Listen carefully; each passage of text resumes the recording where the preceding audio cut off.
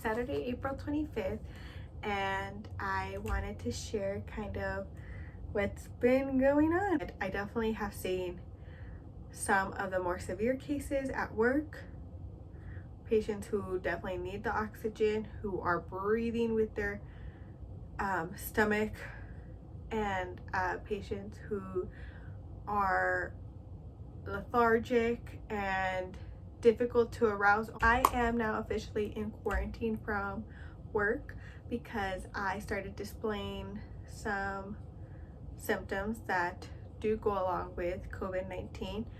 On Wednesday, April 22nd, I started feeling difficulty breathing. I didn't have chest pain, I didn't have back pain, I didn't have any like soreness type feeling at all. But whenever I breathed or took a full breath or a deep breath, it hurt like at the base of my lungs, if that makes sense. And it definitely did not feel like heart pain, chest pain of any sort, but in my lungs. And it was a weird feeling. And I still have that today. But that started Wednesday morning. And then Thursday came along, and I thought, I don't feel like working out today. I'll just like walk a bit, I'll hang by the pool and just let my body rest. And I got that feeling throughout Thursday as well. So then Friday hit, yesterday morning. I was scheduled to work last night and tonight, and I woke up and I was like, damn it, I still feel it. And so I asked my old preceptor. I thought, hey, this is what I'm feeling right now. I think I could go to work, but I just don't want to push myself if this is something that's more serious. Also, but I never feel this way. Like, there must be a reason why my lungs are hurting. And I even told my mom, hey, just so you know, I've had this like feeling when I try to breathe for the past 2 days. What do you think I should do? And so I was advised to contact my employer and to contact employee health. So I did that. I contacted my manager and she told me to check in with employee health. And so then I checked in with employee health, and they were able to do a quick assessment over the phone with me, and they told me that I was to be in quarantine for the next 7 days and that I was going to get swabbed for the test this morning. So I got an appointment 7:45 in the morning for a drive-through swab test, and that's what I did this morning. So all this happened about Friday morning, and then at about 12 I started feeling more achy in my body, and I had decided that I was just gonna rest in my bed and just stay in my room, just kind of rest and hydrate just in case. That's when I started feeling body aches, and then I got a sudden wave of chills. And I had checked my temperature that morning, and it was, oh, I didn't write that one down, but it was like 98.6 or something. And so at about, I actually wrote it down.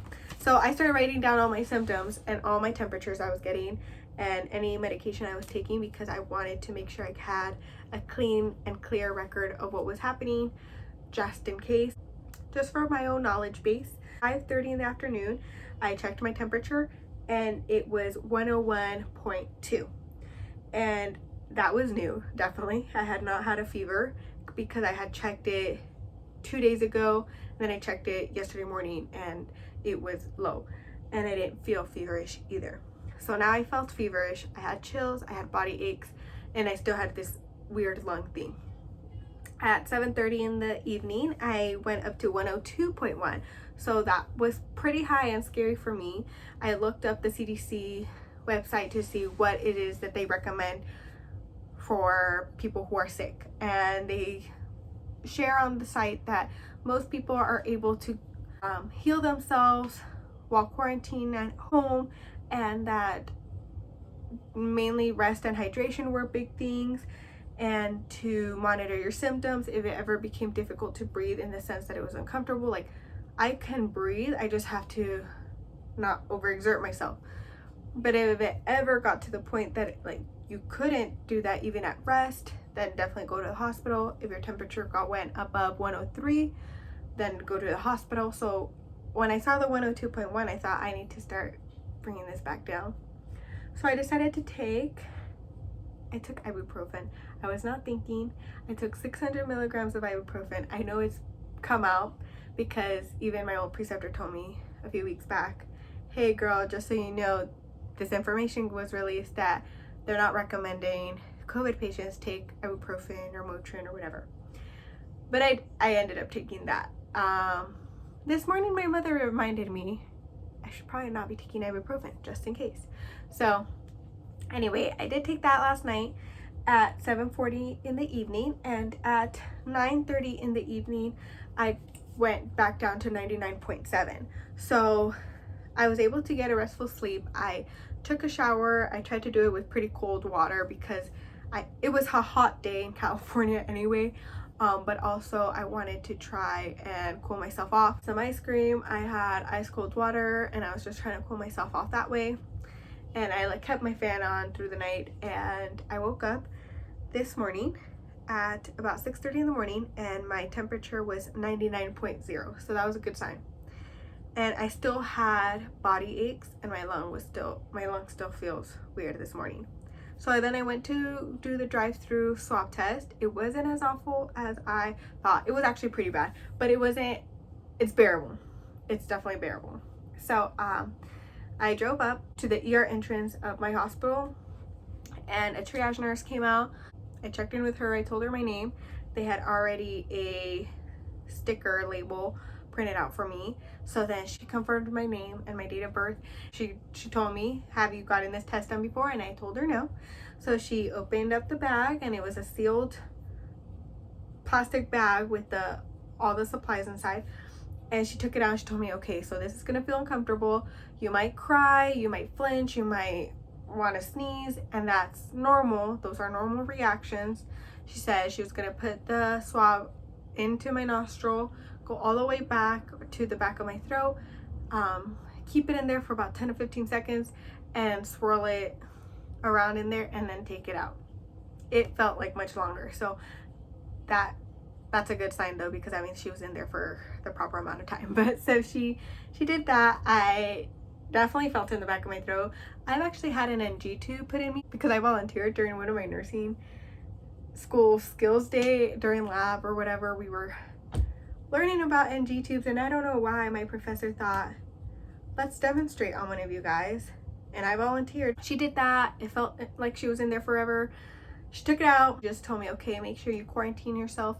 I do live at home with my family, so I've been pretty much sticking to my bedroom, and this door leads to a bathroom. So I'm the one that's mainly been using this bathroom, and we have another bathroom fortunately, and that's the one everybody else has been using. And I do go into the kitchen and get more water. At 9:30 in the morning, I checked my temperature again. I was at 99.5, so it went up a teeny bit. And then at 1:40 in the afternoon, I was 101.4, and I had some lunch. And at 2 in the afternoon, I took 1,000 milligrams of acetaminophen. At 3:30 in the afternoon, I was at 98.7, and at 5:45 in the afternoon, I was at 98.2. So that definitely helped me. I've also been drinking fluids like crazy. I would say about 3 liters of water so far, and maybe 1 to 2 liters of vitamin C / Pedialyte type drinks. And I'm just gonna keep staying hydrated and monitoring my symptoms, and hopefully I'll get a call back tomorrow telling me my results. If not by tomorrow, hopefully by Monday. But they did tell me that it would take about 24 hours, so we will see how that goes. As of right now, I am not scheduled to go back into work until Sunday, May 3rd. So wish me luck with all of this, and hopefully the heat goes away first of all, and this goes away. I think that is it for now. I will update as soon as I know my results and do an update of what symptoms I'm feeling. Hopefully they start going away soon.